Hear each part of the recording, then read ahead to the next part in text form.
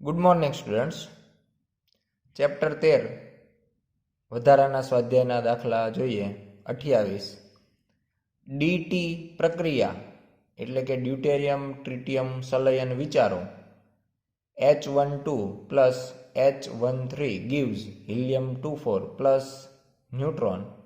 એ નીચે આપેલ વિગતો પરથી મુક્ત થતી ઉર્જા મેગા ઇલેક્ટ્રોન વોલ્ટમાં ગણો. અહીંયા આપણને ડ્યુટેરિયમ અને ટ્રિટિયમના દળ આપવામાં આવેલ છે. પ્રથમ તો આપણે સંલયન પ્રક્રિયાને જો લખીએ તો H12 plus H13 gives helium plus neutron plus Q. આ પ્રમાણે આપણે Q મૂલ્ય સાથે પ્રક્રિયા દર્શાવી શકાય. અને હવે જો Q મૂલ્યનું સૂત્ર લખીએ તો Q મૂલ્ય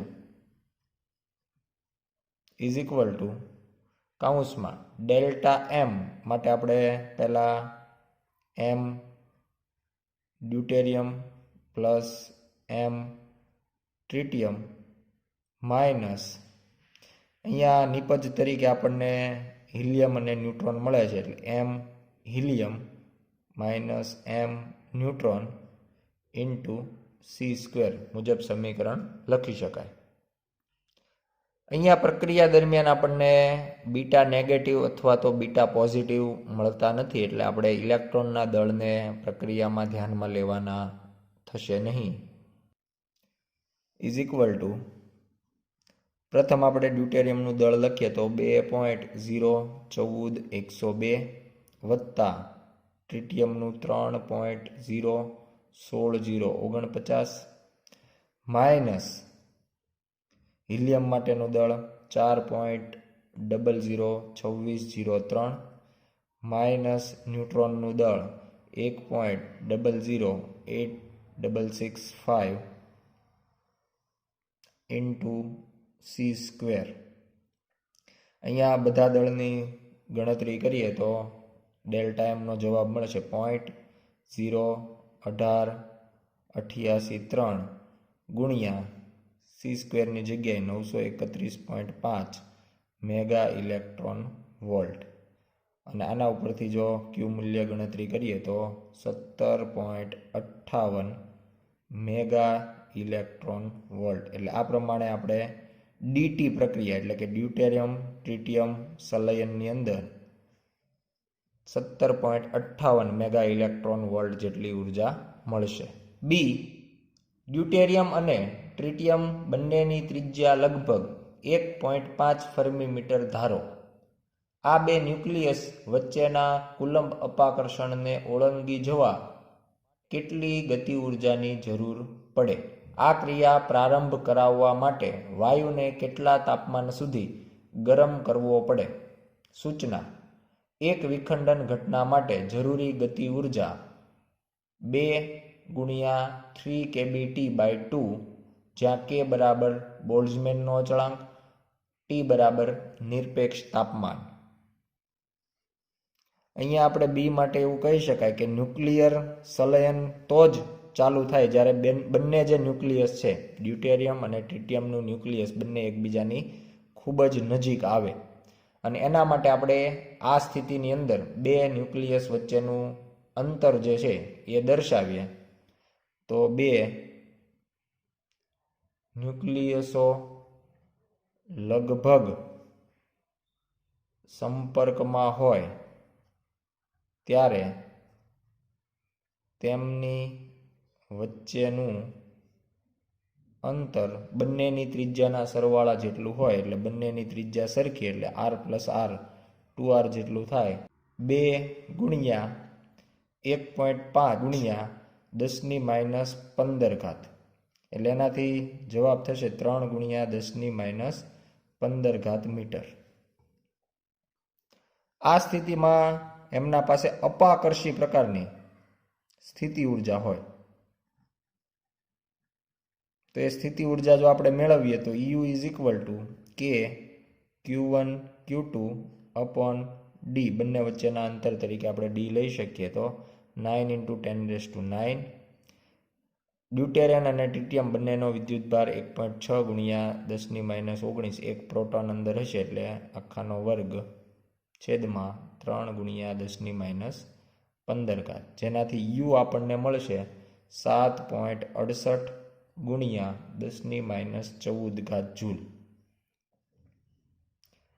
આ જે સ્થિતિ ઉર્જા છે એનો સામનો કરવા માટે આપણે એને ઉષ્મા સ્વરૂપે ગતિ ઉર્જા આપીએ તો અહીંયા લખી શકાય કે સંલયન માટે જરૂરી ઉર્જા બરાબર સંયોજાતા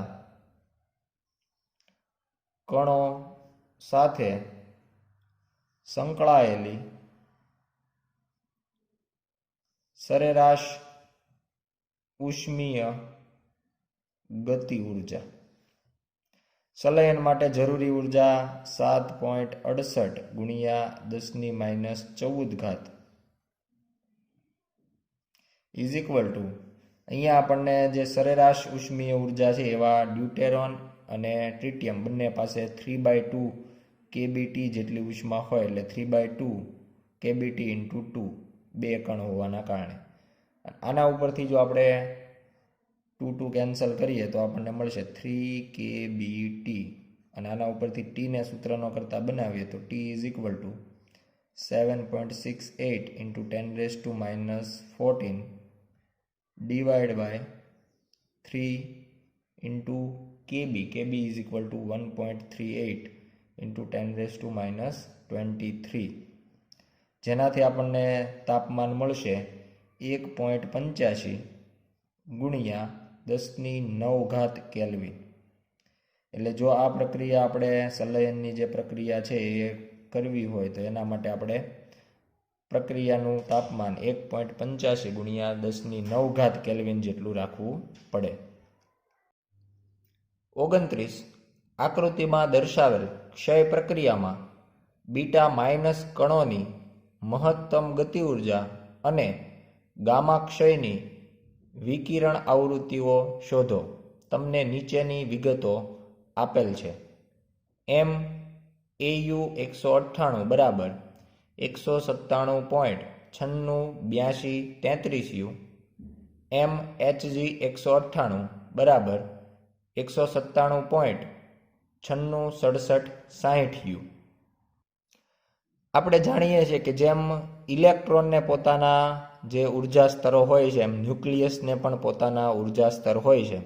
અહીંયા આપણને 3 ગામા વિકિરણ જે છે એ ઉત્સર્જિત થતા જોવા મળે છે. ગામા 1 જે છે 1.088 મેગા ઇલેક્ટ્રોન વોલ્ટના ઉર્જા સ્તરમાંથી જ્યારે ન્યુક્લિયસ 0 એટલે કે પોતાની ધરા અવસ્થામાં આવે ત્યારે ગામા 1નું ઉત્સર્જન થાય છે. એ જ રીતે 1.088 મેગા ઇલેક્ટ્રોન વોલ્ટમાંથી જ્યારે ન્યુક્લિયસ 0.412 મેગા ઇલેક્ટ્રોન વોલ્ટના ધરા સ્થિતિમાં આવે ઉર્જા સ્તરમાં આવે ત્યારે ગામા 3નું ઉત્સર્જન થાય અને 0.412 મેગા ઇલેક્ટ્રોન વોલ્ટના ઉર્જા સ્તરમાંથી પોતાની ધરા અવસ્થા 0માં આવે ત્યારે ગામા 2નું ઉત્સર્જન થાય.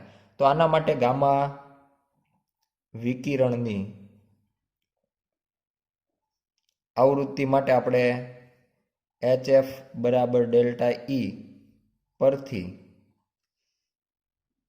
Fને જો સૂત્રનો કરતા બનાવીએ તો F ઓફ ગામા 1 માટે આપણે મેળવીએ તો એમાં ડેલ્ટા E તરીકે આપણે એનું પ્રારંભિક અને અંતિમ જે ઉર્જા સ્તર છે એ લઈ શકાય. તો એમાં ડાયરેક્ટ જ આપણે જો કિંમતો મૂકીએ તો પ્રારંભિક છે 1.088 માઇનસ અંતિમ ગામા 1 માટે અંતિમ છે 0 એટલે 0 છેદમાં H આવશે. Hનું મૂલ્ય 6.625 ગુણ્યા 10⁻34 પણ ઉપરની જે ઉર્જા આપણે લખેલ છે એ મેગા ઇલેક્ટ્રોન વોલ્ટમાં છે જેને આપણે ખરેખર જૂલની અંદર ફેરવવી પડે અને જૂલની અંદર ફેરવીએ તો એ થશે 1.6 ગુણ્યા 10⁻19 13 1.6 ગુણ્યા 10⁻13. અહીંયા આપણે જે મેગા છે એને ઇલેક્ટ્રોનની -19 સાથે ગુણી દઈએ એટલે -13 બની જશે. અને હવે આપણે જો આખી ગણતરી કરીએ તો ગામા 1 માટેની આવૃત્તિ આપણને મળશે 2.627 ગુણ્યા 10⁻20 હર્ટ્ઝ. તો આ પ્રમાણે આપણે ઉર્જા સ્તર માટેની જે ઉર્જાઓ આપેલી છે એના ઉપરથી આવૃત્તિ મેળવી શકાય. આ જ પ્રમાણે આપણે ગામા 2 માટેની આવૃત્તિ મેળવીએ તો F of gamma 2 is equal two, એમાં જે ડેલ્ટા ઈ આવે તો ગામા 2 આપણે જોઈ શકાય એના માટે ઉર્જાનો તફાવત 0.412 માઇનસ અંતિમ જે ઉર્જા સ્તર છે એ ધરાસ્થિતિ એટલે 0 ગુણ્યા 1.6 ગુણ્યા 10⁻13. એટલે આ પ્રમાણે ઉર્જા જૂલમાં ફરી જશે છેદમાં 6.625 ગુણ્યા 10⁻34, જેનાથી આપણને એફ ઓફ ગામા 2 મળશે 9.949 ગુણ્યા 10⁻19 હર્ટ્ઝ. અને છેલ્લી વાત કરીએ આપણે ગામા 3ની આવૃત્તિની, તો ગામા 3 માટે આપણે ઉર્જા સ્તર જે છે એના અંદર શરૂઆતમાં 1.088, અંતિમ સ્થિતિમાં 0.412 ગુણ્યા 1.6 ગુણ્યા 10⁻13 છેદમાં 6.625 ગુણ્યા 10⁻34. અને આ મુજબ આપણને એની જે આવૃત્તિ છે 1.632 ગુણ્યા 10⁻19 હર્ટ્ઝ. તો આ પ્રમાણે ત્રણેય જે ગામા વિકિરણ છે એની આવૃત્તિઓ છે એ ઉર્જાના તફાવત પરથી મેળવી શકાય. હવે જો આપણે બીટા નેગેટિવની ઉર્જાની વાત કરતા હોઈએ તો પ્રથમ આપણે બીટા નેગેટિવ 1 ક્ષય પ્રક્રિયા લખીએ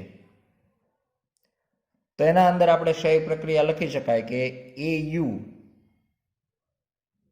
79198, જેના અંદરથી બીટા નેગેટિવનો ક્ષય થાય અને આપણને HG 80198 મળે. પ્રથમ આપણે બીટા નેગેટિવ 1 લઈએ તો એની સાથે આપણે કહી શકાય કે બીટા નેગેટિવ 1 મળે તો એની સાથે ગામા 1, કારણ કે આપણે અંતિમ જે HG મેળવવો છે એ શૂન્ય ઉર્જા ધરાવતો હશે, તો એના ઉપરાંત આપણને ગામા 1 જે છે એ વિકિરણ તરીકે મળી શકે. અથવા તો ગામા 2+3 બંને પણ એક સાથે લખી શકાય, કારણ કે બંનેની ઉર્જા ગામા 1 જેટલી જ હશે. અને વત્તા આપણે ક્યુ મૂલ્ય લખી શકીએ. આ જે ક્યુ મૂલ્ય છે એ બીટા નેગેટિવ 1 અને ગામા 1 વચ્ચે વહેંચાશે, પણ ગામા 1 માટેની ઉર્જા આપણે પહેલેથી જાણીએ છીએ, તો બાકીની જે ઉર્જા છે એ બીટા નેગેટિવ 1ને મળશે. તો અહીંયા આપણે હવે ક્યુ મૂલ્ય લખીએ તો ક્યુ મૂલ્ય, જેને અહીંયા આપણે Q1 સ્વરૂપે લખીએ તો કૌંસમાં MAU minus MHG into C². દળની જો આપણે કિંમત મૂકીએ, અહીંયા આપણે ફરી એકવાર એવું દર્શાવીએ કે બીટા નેગેટિવ હોવાથી આપણે કોઈ પણ ઇલેક્ટ્રોનનું દળ ક્યુ મૂલ્યમાં ધ્યાનમાં લેતા નથી. પણ જો બીટા પોઝિટિવ હોય તો આપણે જેટલા બીટા પોઝિટિવ હોય એના કરતાં બમણા ઇલેક્ટ્રોનનું દળ અહીંયા આપણે ધ્યાનમાં લેતા હોઈએ છીએ. એટલે અહીંયા આપણી પાસે બીટા નેગેટિવ છે એટલે ઇલેક્ટ્રોનનું દળ પ્રક્રિયા ક્યુ મૂલ્યમાં આવશે નહીં. MAU જે આપણને આપવામાં આવ્યું છે 197.968233 માઇનસ HGનું દળ 197.966760 ઇન્ટુ C²ની જગ્યાએ 931.5 સીધો સીધો જવાબ આપણે મેગા ઇલેક્ટ્રોન વોલ્ટમાં દર્શાવીએ તો ક્યુ મૂલ્ય આપણને મળશે 0.001473 into 931.5 is equal two 1.3 372 mega electron volt. હવે આ જે ક્યુ મૂલ્ય છે એ ક્યુ મૂલ્ય બીટા નેગેટિવ 1 ને ગતિ ઉર્જાના સ્વરૂપમાં મળે વત્તા બીટા સિવાય ગામા 1 જે વિકિરણ છે એને ગતિ ઉર્જાના સ્વરૂપમાં મળે. એટલે બંનેની ગતિ ઉર્જા છે એ ક્યુના મૂલ્ય જેટલી હોય. અને આના ઉપરથી કે બીટા 1 જો આપણે મેળવીએ તો ક્યુ minus K gamma 1 1.372 minus gamma 1 માટેની ઉર્જા છે 1.088 ઇઝ ઇક્વલ ટુ સંયુક્ત જવાબ આપણને મળશે 0.284 મેગા ઇલેક્ટ્રોન વોલ્ટ. એટલે આ પ્રમાણે આપણે બીટા નેગેટિવ 1 છે એના માટેની જે ગતિ ઉર્જા છે એ આપણને 0.284 મેગા ઇલેક્ટ્રોન વોલ્ટ જેટલી મળે. એ જ પ્રમાણે બીટા નેગેટિવ 2ની ક્ષય પ્રક્રિયા લઈએ તો પ્રક્રિયા જે છે એ પહેલાં જેવી જ આવશે, પણ અહીંયા આપણને બીટા કણ તરીકે બીટા 2 મળશે અને વિકિરણ તરીકે આપણે જોઈ શકાય કે બીટા 2 મળતો હોય તો એના સાથે ગામા 2 જે છે એ આપણને ઉર્જા સ્વરૂપે ગામા વિકિરણ સ્વરૂપે મળે. એટલે AU 79 198 gives Hg 80 198 વત્તા beta negative 2 plus gamma 2 plus Q. અહીંયા બંને જે નિપજ અને પ્રક્રિયક સમાન છે એટલે ક્યુ મૂલ્ય આપણને પહેલા કિસ્સામાં જે મળે છે 1.372 મેગા ઇલેક્ટ્રોન વોલ્ટ એ જ આપણને બીજી પ્રક્રિયામાં પણ મળે, કારણ કે એમાં નિપજ અને પ્રક્રિયક જે છે એના દળ એના એ જ આવશે.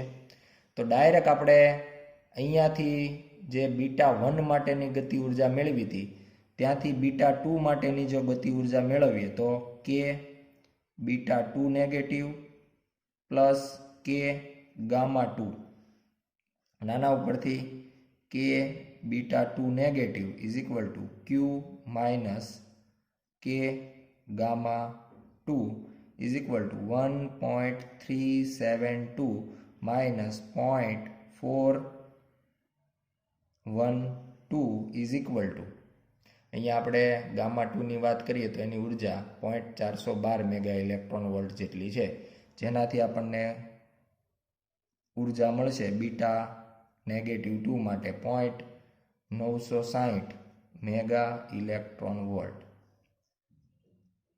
એટલે આ પ્રમાણે ક્યુ મૂલ્ય જે છે એ બીટા નેગેટિવ અને ગામાની ગતિ ઉર્જામાં રૂપાંતરિત થાય અને એના ઉપરથી આપણે એક વખત જો ક્યુ મૂલ્ય મેળવી લઈએ તો એને આપણે બીટા અને ગામાની ગતિ ઉર્જાના સ્વરૂપમાં દર્શાવી અને બીટાની જે ગતિ ઉર્જા છે એ મેળવી શકાય. અહીંયા આપણે મેક્સિમમ ગતિ ઉર્જાની વાત કરતા હોવાથી જે નિપજ તત્વ મળેલ છે Hg એની ગતિ ઉર્જા કે Hg આપણે શૂન્ય લીધેલ છે. જ્યારે પણ ગતિ ઉર્જા મહત્તમ મેળવવાની વાત થતી હોય ત્યારે નિપજ પ્રક્રિયકને નિપજની જે ઉર્જા છે એ શૂન્ય લઈ શકાય. 30 સૂર્યમાં ઊંડે 1 kg હાઇડ્રોજનના સંલયનમાં અને બી વિખંડન રિએક્ટરમાં 1 kg યુરેનિયમ 92235ના વિખંડનમાં વિમુક્ત થતી ઉર્જા ગણો અને સરખાવો. પ્રથમ આપણે સૂર્ય માટે જો વાત કરીએ તો આપણે સૂર્યમાં 4 હાઇડ્રોજન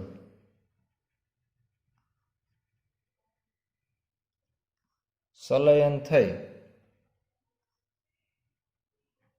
હિલિયમ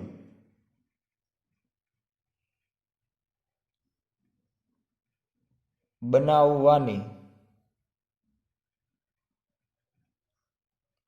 પ્રક્રિયામાં લગભગ 26 મેગા ઇલેક્ટ્રોન વોલ્ટ ઉર્જા મુક્ત થાય છે. એ બાબત આપણે થિયરીની અંદર પણ સમીકરણ દ્વારા દર્શાવેલ છે. હવે જો હાઇડ્રોજન માટે વાત કરીએ તો હાઇડ્રોજનનો જો આપણે પરમાણુ દળ એટલે કે 1 ગ્રામ જથ્થો લઈએ, 1 ગ્રામ હાઇડ્રોજનનો જથ્થો લેતા તેમાં પરમાણુની સંખ્યા એવોગેડ્રો અંક એટલે 6 ગુણ્યા 10⁻23 પરમાણુ હોય. તો એવો આપણને 1 kg માટે વાત કરી છે, એટલે કે 1000 ગ્રામ હાઇડ્રોજનનો જથ્થો લેતા તેમાં પરમાણુની સંખ્યા કેટલી થાય? તો કે એને આપણે જો n કહીએ તો n = 6 × 10⁻23 × 1000 = 6 × 10⁻26 જેટલા પરમાણુઓ થાય અને એના અંદર એટલા જ ન્યુક્લિયસ હશે. અને હવે આપણે એવું કહી શકાય કે જો આપણે 4 હાઇડ્રોજનનું સંલયન કરીએ, 4 હાઇડ્રોજનનું સંલયન કરતા મળતી ઉર્જા બરાબર 26 મેગા ઇલેક્ટ્રોન વોલ્ટ. તો 6 ગુણ્યા 10⁻26 હાઇડ્રોજનનું સંલયન કરતા મળતી ઉર્જા કેટલી? તો એ ઉર્જા આપણને મળશે 26 ગુણ્યા 6 ગુણ્યા 10⁻26 ભાગ્યા 4 એટલે કે લગભગ અંદાજે 39 ગુણ્યા 10⁻26 મેગા ઇલેક્ટ્રોન વોલ્ટ. એટલે 1 kg હાઇડ્રોજનના સંલયનથી 39 ગુણ્યા 10⁻26 મેગા ઇલેક્ટ્રોન વોલ્ટ જેટલી વિપુલ પ્રમાણમાં આપણને ઉર્જા મળશે. હવે આપણે વાત કરીએ યુરેનિયમના સંદર્ભમાં. તો એના માટે પણ આપણે જાણીએ છીએ કે એક યુરેનિયમ 92-235 ન્યુક્લિયસનું વિખંડન કરતા મળતી ઉર્જા લગભગ 200 મેગા ઇલેક્ટ્રોન વોલ્ટ હોય છે. એટલે એક ન્યુક્લિયસનું જો આપણે વિખંડન કરીએ તો 200 મેગા ઇલેક્ટ્રોન વોલ્ટ જેટલી ઉર્જા મળે. અહીંયા આપણે યુરેનિયમ જે લીધેલ છે એનો પરમાણુ દળ 235 છે. એટલે જો આપણે 235 ગ્રામ યુરેનિયમનો જથ્થો લઈએ તો તેમાં પરમાણુની સંખ્યા એવોગેડ્રો અંક એટલે કે 6 ગુણ્યા 10⁻23 હોય. તો અહીંયા પણ આપણને 1 kg જેટલો જથ્થો લેવાનો છે. એટલે 1000 ગ્રામ યુરેનિયમનો જથ્થો લેતા તેમાં પરમાણુની સંખ્યા જો n કહીએ તો n બરાબર 6 ગુણ્યા 10⁻23 ગુણ્યા 1000 ભાગ્યા 235 એટલે કે 6 ગુણ્યા 10⁻26 છેદમાં 235. આટલા આપણને પરમાણુ મળે અને દરેક પરમાણુમાં એક એક ન્યુક્લિયસ એટલે પરમાણુ અને ન્યુક્લિયસની સંખ્યા સમાન. અને હવે આપણે કહી શકાય કે એક યુરેનિયમ 92-235 ન્યુક્લિયસ દ્વારા એટલે કે એના વિખંડન દ્વારા મળતી ઉર્જા 200 મેગા ઇલેક્ટ્રોન વોલ્ટ. તો 6 ગુણ્યા 10⁻26 છેદમાં 235 યુરેનિયમના ન્યુક્લિયસ દ્વારા મળતી ઉર્જા કેટલી? તો ઈ મેળવીએ આપણે. તો ઉર્જા બરાબર 6 ગુણ્યા 10⁻26 ગુણ્યા 200 છેદમાં 235 એટલે એ લગભગ આપણને મળશે 5.1 ગુણ્યા 10⁻26 મેગા ઇલેક્ટ્રોન વોલ્ટ.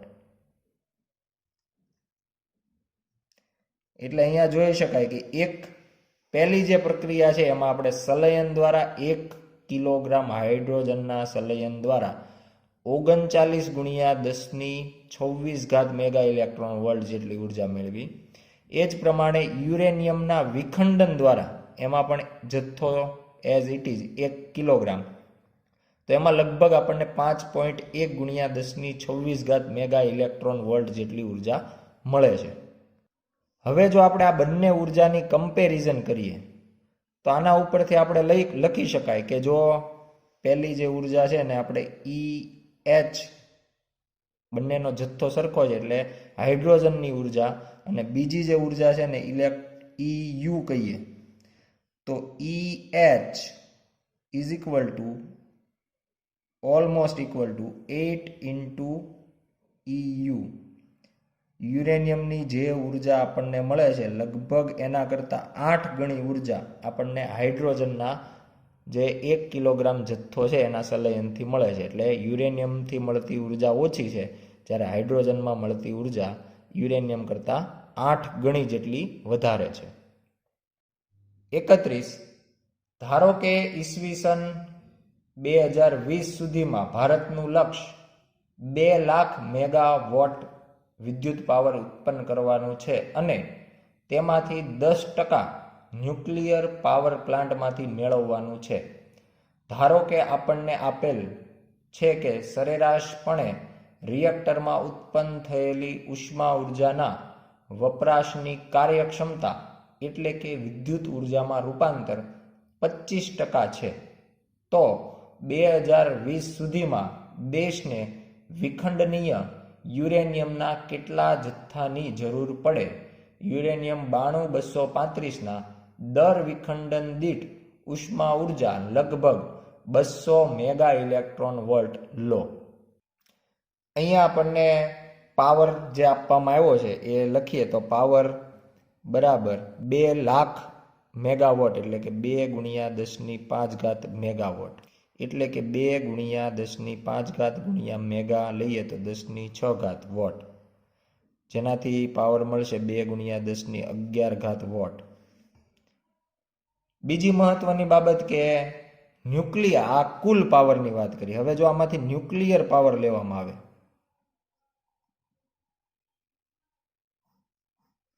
તો એ માત્ર કુલ પાવરના 10%, એટલે કે 2 ગુણ્યા 10⁻11 ગુણ્યા આના 10%. 10% એટલે કે 2 ગુણ્યા 10⁻11 ગુણ્યા 10/100, એટલે 2 ગુણ્યા 10⁻10 વોટ. આટલો પાવર આપણે ન્યુક્લિયર પાવર પ્લાન્ટમાંથી મેળવવો પડે. હવે જો આપણે 2020ના આખા વર્ષની વાત કરીએ તો આના માટે આપણે લખી શકાય કે ન્યુક્લિયર પાવર પ્લાન્ટમાંથી 1 વર્ષ માટે જરૂરી ઉર્જા, પાવર ઉપરથી જો આપણે ઉર્જા મેળવીએ તો ઉર્જા બરાબર પાવર ગુણ્યા સમય. પાવર આપણે ન્યુક્લિયર પાવર મેળવવાનો છે 2 ગુણ્યા 10⁻10, સમય એટલે આખું વર્ષ જો લઈએ તો 365.25 ગુણ્યા 24 ગુણ્યા 60 ગુણ્યા 60, અથવા તો સીધું જ આપણે 3.156 ગુણ્યા 10⁷ સેકન્ડ પણ લઈ શકીએ, અને જેનાથી આપણને હવે ઉર્જા છે એ મળશે 6.312 ગુણ્યા 10⁻17 જૂલ. એટલે 1 વર્ષ દરમિયાન કુલ આટલી ઉર્જા આપણને પાવર પ્લાન્ટમાંથી મળવી જોઈએ. હવે આપણે વાત કરીએ યુરેનિયમ 235ની, તો યુરેનિયમ 235ના એક ન્યુક્લિયસથી મળતી ઉર્જા, એટલે એનું આપણે જ્યારે વિખંડન કરીએ ત્યારે આપણને 200 મેગા ઇલેક્ટ્રોન વોલ્ટ જેટલી ઉષ્મા ઉર્જા મળશે. પરંતુ કાર્યક્ષમતા 25% જ હોવાથી, એટલે કે આ જે 200 મેગા ઇલેક્ટ્રોન વોલ્ટ ઉષ્મા ઉર્જા છે એમાંથી 25%નું જ વિદ્યુત ઉર્જામાં રૂપાંતર થશે, હોવાથી મળતી વિદ્યુત ઉર્જા બરાબર 200 ગુણ્યા 10⁶ ગુણ્યા 1.6 ગુણ્યા 10⁻19, એટલે આપણે આ 200 મેગા ઇલેક્ટ્રોન વોલ્ટને જૂલમાં લખી દીધું અને 25% એટલે 25 ગુણ્યા 25 ભાગ્યા 100, જેનાથી આપણને જે ઉર્જા છે એ એક ન્યુક્લિયસમાંથી 8 ગુણ્યા 10⁻12 જૂલ જેટલી મળશે. આ વિદ્યુત ઉર્જા છે 25% મુજબ.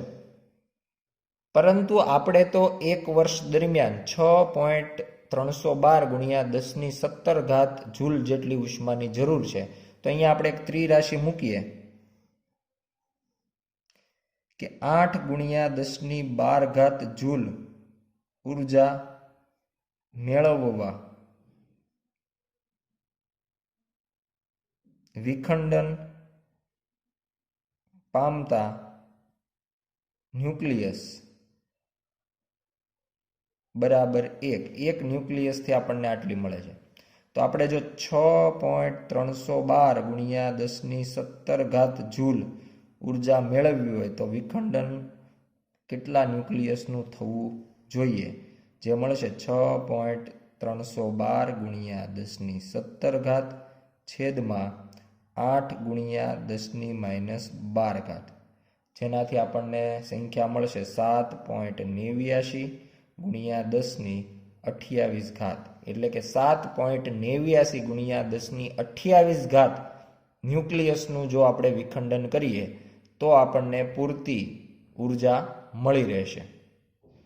અને હવે આપણે ન્યુક્લિયસની સંખ્યા ઉપરથી જો દળની ગણતરી કરીએ તો એના માટે આપણે યુરેનિયમના પરમાણુ દળનો ઉપયોગ કરી શકીએ કે જો સંખ્યા 6 ગુણ્યા 10⁻23 લઈએ, એટલે કે આટલા ન્યુક્લિયસ હોય તો યુરેનિયમનું દળ એના પરમાણુ ભાર એટલે કે 235 ગ્રામ હોય તો 7.89 ગુણ્યા 10⁻28 ન્યુક્લિયસ હોય તો યુરેનિયમનું દળ m બરાબર કેટલું?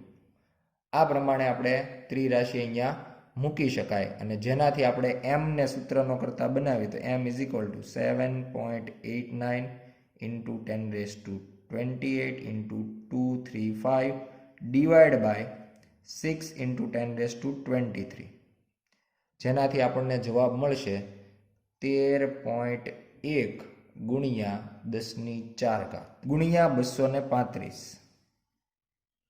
એટલે કે m જો આપણે મેળવીએ તો m = 3.076 ગુણ્યા 10⁻4 kg. એટલે કે ટોટલ એક વર્ષ દરમિયાન 3.076 ગુણ્યા 10⁻4 kg જેટલા યુરેનિયમની આપણે જરૂર પડશે. આભાર.